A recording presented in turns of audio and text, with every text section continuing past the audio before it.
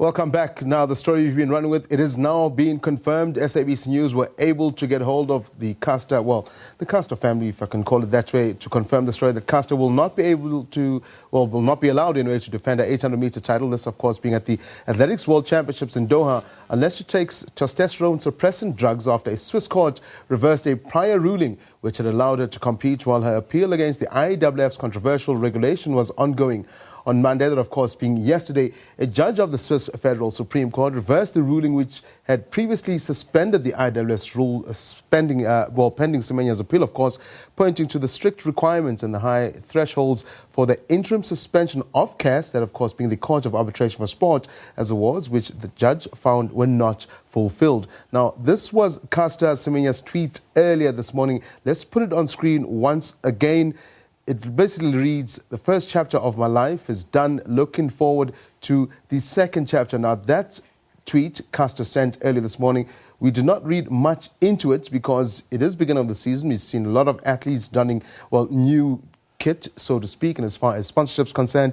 And we thought, that was just it as far as my editor and myself, Anton Sneeman, had a look at it. But in hindsight, knowing what we know now and knowing that that decision from the Swiss court came in on Monday, that could allude to the fact that she already knew from going on this morning. But anyway, the South African said she would continue her fight for human rights despite her disappointment. That's, and of course, a statement that has since been released. Semenya has twice appealed against the IAAF rules, preventing her from running without medication. But a ruling allowing her to compete was now being overturned. As we see, Semenya is challenging the world governing body, the IAAF's new rules that she and other athletes with differences of sexual development, that of course DSD, must either take testosterone-reducing medication in order to compete in track events from 400 meters to the mile or change another distance. Now again, this is another tweet that Semenya posted immediately following the tweet that we've just seen. It says, "You cannot control other people, you can only control your reactions to it." We've seen Caster over the years. She's been quite, fighting this, saying she's going all the way with it. Semenya had been able to race while awaiting the decision of the Swiss court, having previously lost an appeal from the Court of Arbitration for Sport of CAS in May.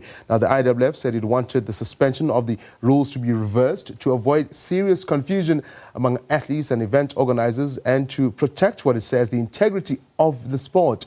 It rejected the accusation in the letter from Caster Semenya, which says its regulations enforce gender inequality, saying in responses that the rule was introduced precisely because the IAAF, according to them, is committed to protecting the rights and opportunities of female athletes. Now, this is what Caster Semenya has said in an official statement following this announcement. She says, "I'm very disappointed to be kept from defending my hard-earned title," she says, "but this will not deter me from continuing my fight for the human rights of all the female athletes concerned."